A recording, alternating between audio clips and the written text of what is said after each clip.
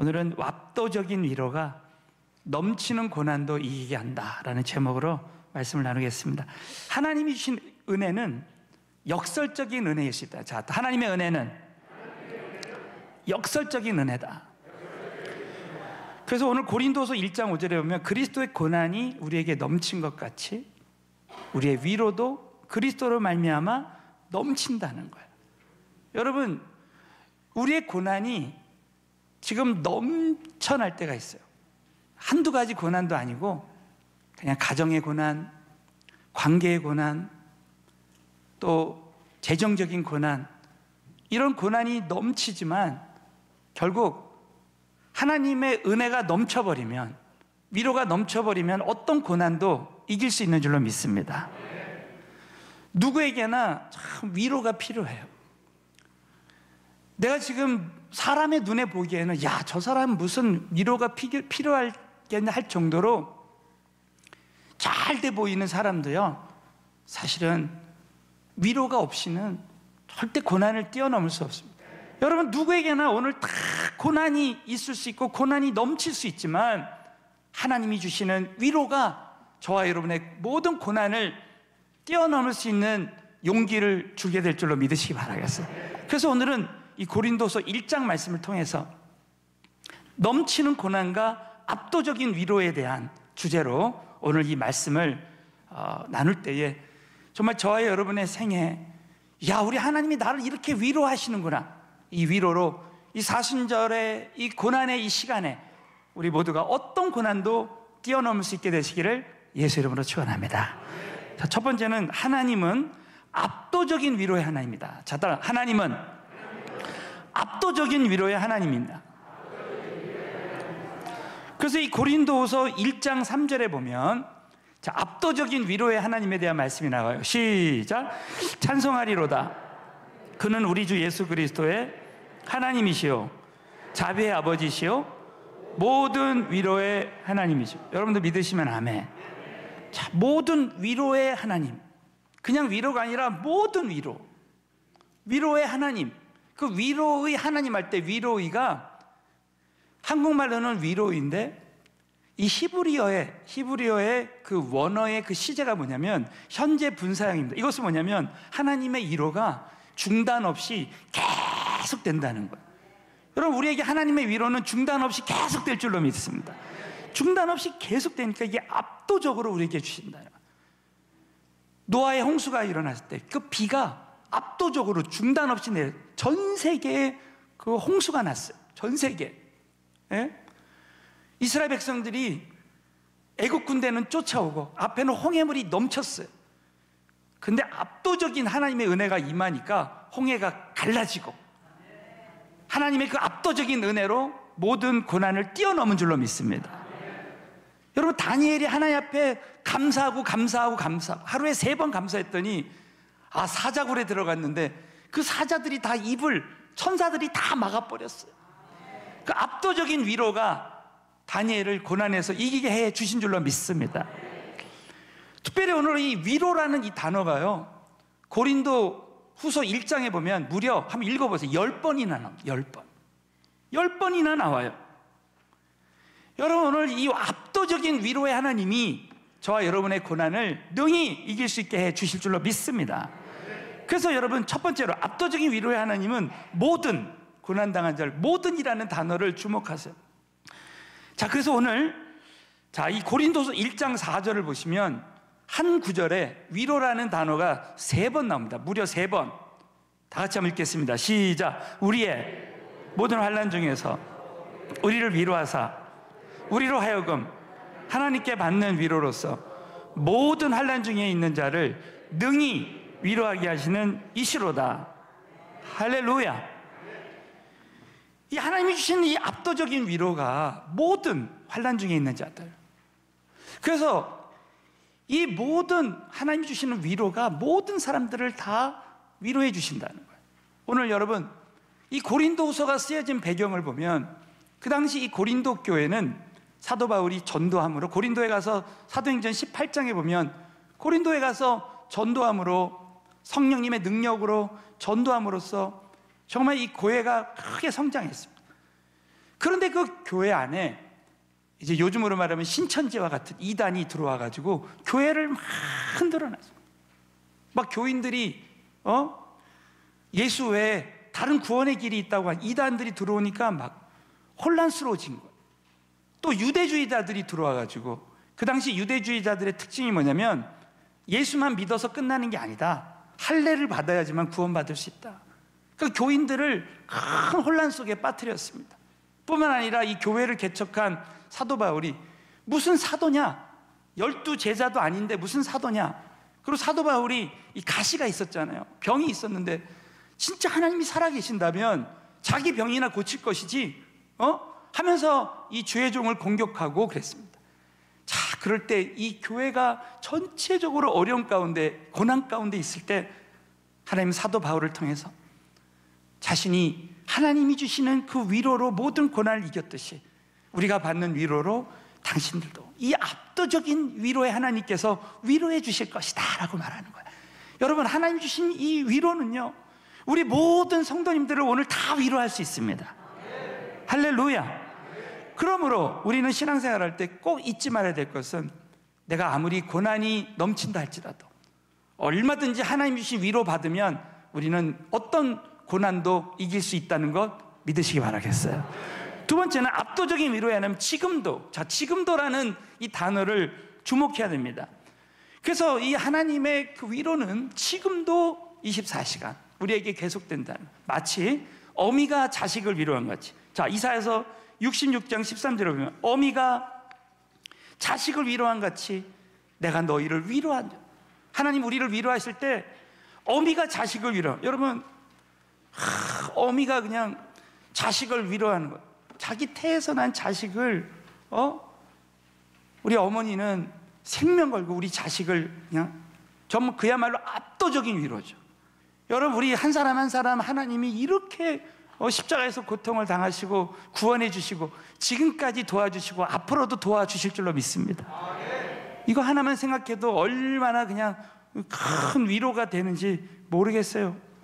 특별히 요한복음 11장 35절에 보면 마리아와 마르다가 이제 나사로를 살려주기를 원했어요. 그러나 나사로가 죽었습니다. 그때 나사로를 다시 살리실 우리 예수님께서요, 자, 요한복음 11장 35절 보시면 예수께서 눈물을 흘리시더라. 제가 원문 성경이 있는데 그 원문 성경에 보면 가장 짧은 구절이 요한복음 11장 35절입니다. 예수께서 눈물을 흘리시더라. 그러나 이 구절에는 얼마나 우리에게 좀 위로를 주는 말씀인지 몰라요. 여러분, 오늘도 예수님께서 저와 여러분을 위해서 하나님 보좌 우편에서 눈물을 흘리고 계시는 줄로 믿습니다.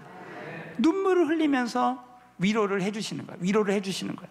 지금도 보좌 우편에 계신 우리 예수님께서 우리 한 사람 한 사람을 위해서 지금도 눈물로 우리의 고통을 싸매 주시면서 위로해 주신다고 여러분 꼭 믿으시고, 그 압도적인 그 눈물의 위로가 이 사순절 기간에 우리와 함께 하셔서 여러분 어떤 고난도 압도적인 하나님이 주신 그 위로로 이기게 되시기를 주님의 이름으로 축원합니다. 또 두 번째는 이 압도적인 위로가 넘치는 고난도 이기게 하신다. 우리 한 번 더 고린도서 1장 5절을 큰 소리로 읽겠어요. 시작. 그리스도의 우리에게 넘친 것 같이 우리의 위로도 그리스도로 말미암아 넘치는도다. 할렐루야. 그래서 이 압도적인 위로는요, 자신과 동일하게, 이 동일하게라는 단어를 주목해야 됩니다. 자신과 동일한 그런 넘치는 고난을 당하는 사람들을 위로하게 하신다. 결국 사도 바울도 자신이 어마어마한 이 고난을 당했는데 그 고난 당할 때 주신 그 위로가 우리 고린도 교회 교인들을 참 그 위로로 위로하게 한다는 거예요. 자, 우리 한번 고린도서 1장 6절부터 큰 소리로 시작. 우리가 환난 받는 것도 너희의 위로와 구원을 위함이요 또 위로 받는 것도 너희의 위로를 위함이니 이 위로가 너희 속에 역사하여 우리가 받는 것 같은 고난을 너희도, 자 보세요, 우리가 환난 받는 것도 너희의 위로와 구원을 위하며, 내가 이렇게 고난 당하는 것은 우리 자녀들이 받을 그 고난을 위로하기 위해서. 우리 가정교회 식구들이 고난을 당하는데, 이렇게 이 고난을 당하는 것은 그런 동일한 어려움에 처해 있는 사람들. 그래서 이 7절을 보면요, 너희를 위한 우리의 소망이 견고함은 너희가 고난에 참여한 자가 된 것 같이 위로해도 그렇다. 지금 당하는 고난이 절대 그냥 고난으로 끝나는 것이 아니라 그 동일한 고난에 처해 있는 사람들을 위로하기 위해서 그랬다. 자, 그 말씀이요, 베드로전서 5장 9절 다 같이 읽습니다. 시작. 너희는 믿음을 굳게 하여 저를 대적하라. 이는 세상에 있는 너희 형제들도 동일한 고난을 당한다는 거예요. 여러분, 현재 우리가 받는 이 모든 고난은 우리가 동일한 고난에 처해 있는 사람을 위로하기 위해서 이런 고난도 허락하신 줄로 믿습니다. 여러분, 하나도 버릴 것 없이 현재 모든 고난을, 우리 자녀들을 위로하고 우리 가정교회 식구들을 위로하고 고통당하는 영혼들을 위해서 위로하기 위해서 현재 고난이 다 있는 줄로 믿으시기 바라겠어요. 그러므로 우리는 하나님 주신 위로로 위로받고 우리는 다른 사람들을 위로하는 위로자가 되길 원해요. 그 말씀이 또 오늘 본문 말씀에도 있지만 이사야서 40장 1절, 이사야서 40장 1절을 큰 소리로 읽겠습니다. 시작. 하나님이 가라사대 너희는 위로하라. 내 백성을 위로하라. 이 은혜가 우리에게도 임했으면 좋겠습니다.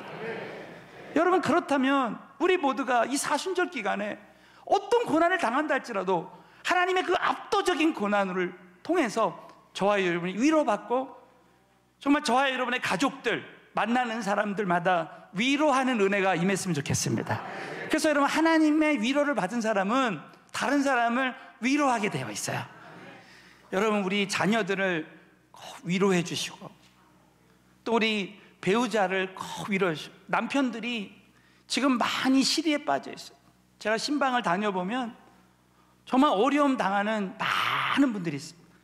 그때 배우자의 말 한마디가 그 영혼을 일으켜 세울 수 있고요, 우리 자녀들에게 위로의 말 한마디가, 저는 저희 어머니의 그 위로의 말 한마디를 통해서 성장 과정에서 어려움이 있을 때마다 일어났어요. 우리 부모님들이 자녀들을 다 위로했으면 좋겠고요, 우리 가정교회 식구들 만날 때마다 격려해 주시고 위로해 주시기를 바라겠어요. 그래서 우리 온 교회가 하나님의 위로가 넘쳐서 한 영혼 한 영혼 다 일어나는 은혜가 임했으면 좋겠습니다. 오늘 일부 예배 7시 예배 마치고 우리 사랑의 불꽃 이번에 119기 선발대가 이번에 팀 멤버들이 한 95명, 현재 캔디데이트 한 80여 명이 넘고 팀 멤버들이 지금 거의 100여 명이 다 되는데, 그 압도적인 팀 멤버들의 위로가, 팀 멤버들끼리 서로 위로하고 캔디데이트를 다 위로해서 이번에 위로가 넘치는 119기가 될 줄로 확신합니다. 또 두 번째로는 이 압도적인 위로가 넘치는 고난을 지속적으로 이기게 하신다는 거예요. 자, 따라서 압도적인 위로가 넘치는 고난을 지속적으로 이기게 하신다. 자, 지속적으로라는 단어를 주목해요. 지속적으로. 그래서 오늘 고린도서 1장 10절에 보면 건지시리라는 단어가 3번 나와요. 3번 이상. 다 같이 한번 읽겠습니다. 시작. 그가 이같이 큰 사망에서 우리를 건지셨고 또 건지시리라. 또한 이후에라도 건지시기를 그를 의지하여 바라노라. 이 사도 바울의 믿음의 확신이 우리의 확신이 됐으면 좋겠어요. 그가 이같이 큰 사망에서 우리를 건지셨고, 여러분, 지금까지 도와주신 에베네셀의 하나님이 지금까지 건져주신 줄로 믿습니다. 근데 또 건지시리라. 앞으로도 또 건져주실 줄로 믿어요.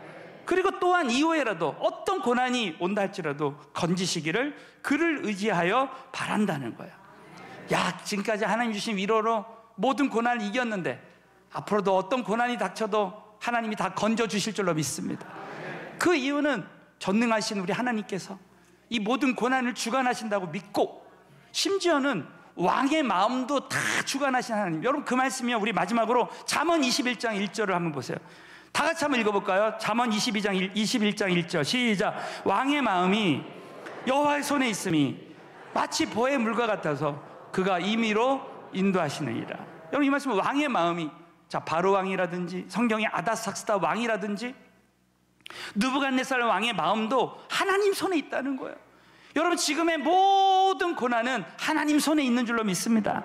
마치 보의 물, 이 보라는 것은 우리 시골에 가면 이 논두렁이 있잖아요. 이 논에 물을 대기 위해서 또랑을 맙니다. 또랑. 그래서 이쪽에 물을 대기도 하고 이 또랑에 물을 해놓으면요, 저쪽에 물, 이 농부의 마음에 달려있어요. 마치 보의 물과 같아서 그가 이 물을, 그 모든 물을 이 농부의 마음에서 이쪽 논 아니면 저쪽 논에 이렇게 물을 대듯이 우리 하나님 손에 우리의 현재 모든 고난의 해결의 문제가 다 달려있다고 여러분 꼭 믿으시고, 어떤 고난이 있어도 이 모든 것을 주관하시고 위로해 주시는 하나님 손에 맡겨드려야 될 줄로 믿습니다. 그러면 그 자체가 위로라는 거예요. 야하, 그냥 왕의, 한 나라의 왕도 하나님 손에 다 달려있구나. 저는 이번 사순절 40일 새벽 기도회 때 모세오경 강해를 하면서요, 참 말씀을 통해서 제 자신도 뜻밖의 은혜를 체험합니다. 창세기 12장에 보면 아브라함이 지금처럼 그 당시 경제적인 침체가 온 거예요. 기근이 일어나, 가나안 땅에 기근이 일어나니까 아브라함이 그 기근을 피해서 저 애굽이라는 풍요가 있는 나라로 피난을 가는 거예요. 피신을 하는 거예요. 그때 아브라함의 큰 실수 중에 실수, 실패 중에 실패는 뭐냐면, 기근이 일어났을 때 하나님 앞에 기도했어야 되는데 기도하지 않은 거예요. 여러분, 지금 우리의 인생에 큰 경제적인 어려움이 찾아와도 우리가 기도하면 하나님이 경제적인 문을 열어주실 줄로 믿습니다. 할렐루야. 그런데 아브라함은 그 기근을 피해서 기도하지 않고 애굽에 갑니다. 그랬을 때 그 대가는 어마어마했어요. 이제 생명이 위협을 받게 됐습니다. 왜냐하면 그 아내 사레가 아주 어여뻤나 봐요. 그래가지고 바로 왕이 첩으로 삼으려고 하는 거예요. 그럴 때 만약에 그 유대인이 그 이방인 그 나라에 갔을 때 그 남편을 죽이고, 반드시 죽이고 그 아내를 자기 첩으로 세우거나 아내로 맞이한다는 거예요. 그러니까 여러분, 아브라함은 자신의 그 목숨이 위험하니까 사라를 누이라고 속인 거예요. 거짓말을 한 거예요. 저는 이 말씀 묵상하면서, 야, 혹시 왜 여동생이라고 안 하고 누이라고 했을까? 혹시 아브라함이 동안인가? 하는 생각도 들었어요. 어쨌든 아브라함은 거짓말을 한 거예요. 근데 여러분, 거짓말하면 반드시 하나님이 벌을 하실 텐데 아브라함을 벌을 하지 않고요, 어쩐 일인지 하나님께서 오히려 그 바로의 집에 큰 재앙을 내려가지고 바로의 마음에 이것이 아브라함의 하나님이, 사라의 하나님이 이 일 때문에 자신의 집에 재앙을 내렸다는 걸 압니다. 그래서 아브라함에게, 왜 당신 처음부터 왜 아내라고 그러지? 왜 나한테 그런 말해서 우리 집에 이런 재앙이 일어나게 했냐고 하면서 빨리 큰 재물 줘가지고 너 빨리 올라가라고, 다시 가라고 합니다. 저는 이 장면을 보면서요, 이 말씀을 묵상하는데, 우리 하나님께서, 여러분, 아브라함에게 주신 약속, 아브라함에게 주신 약속이 있기 때문에 그 사라를 통해서 이삭이, 그 아들 이삭이 나와서 결국 예수 그리스도가 나오고 하나님의 그 믿음의 자손들이 나올 것을 하나님이 약속하셨기 때문에 그 아브라함을 통해서, 사라를 통해서 이루실 하나님의 약속을 위해서라도, 그 부르심이 정말 이루어질 때까지를 위해서라도 여러분, 하나님은 아브라함을 벌하시지 않고 오히려 이 바로왕의 집에 재앙을 내려서 그 모든 고난을 이기게 하신다는 거예요. 여러분, 이 모든 것이 하나님의 압도적인 위로와 사랑인 줄로 믿으시기 바라겠어요. 얼마나 큰 은혜가 되는지 몰라요. 그렇구나. 우리 하나님께서는 저와 여러분에게 각자에게 다 부르심, 사명을 다 주셨어요. 여러분, 하나님 1절에도 말씀드렸지만 이 생수를 만든 목적이 있잖아요. 이 컵을 만든 목적이 있지 않습니까? 이게 만약에 컵이 이 갈라지고 구멍이 뚫어지면 버려지는 거예요. 저와 여러분에게 우리 한 사람 한 사람 다 부르심이 있어서 저와 여러분 창조하신 줄로 믿습니다. 아브라함처럼 그 비전이 이루어지기까지 하나님 절대 저와 여러분 죽이시지 않고, 끝까지 저와 여러분을 보호해 주시는 줄로 믿으시기 바라겠어요. 이걸 여러분 꼭 믿으시고, 정말 우리 살아계신 하나님께서 우리가 때로는 아브라함처럼 실수하고 실패해도 지금까지 나의 의가 아니라, 내가 잘나서 지금까지 온 게 아니라 하나님이 주신 저와 여러분을 향하신 그 사랑과 또 그 부르심에 끝까지 우리를 통해 주시는 그 사명을 이루시기 위해서 지금까지 살려두시고 위로해 주시고 함께 하신다고 여러분 꼭 믿으시고, 그거 하나만으로도 여러분 감사하고 일어나게 되시길 주의 이름으로 축원합니다. 여러분, 그 하나님의 그 압도적인 사랑, 우리는 우리 하나님과의 그 친밀한 관계 속에서 현재 모든 고난을 생각해야 됩니다. 제가 이 한 가지 이야기만 하고 마치겠습니다. 제가 이런 이야기를 들었어요. 어떤 아이가, 이 가족이 여행을 갔다 오는데 큰 교통사고를 당했어요. 그래가지고 이 아이가 다리를 크게 다쳐가지고 이제 보조다리가 없으면은 걸을 수가 없는 신세가 된 거야. 그런데 그 사고에 보니까 그 아버지도 동일하게 보조다리가 없으면 걷지 못하는 그런 상황이었어요. 사춘기를 지내면서 정말 보조다리가 없이는 걷지 못하는 자기 자신을 생각하면서 너무나 고통스럽고 마음이 낙담이 되고 쓰러지고 할 때 그 동일한 고통을 당하는 아버지를 생각하면서 큰 위로를 받았다는 거예요.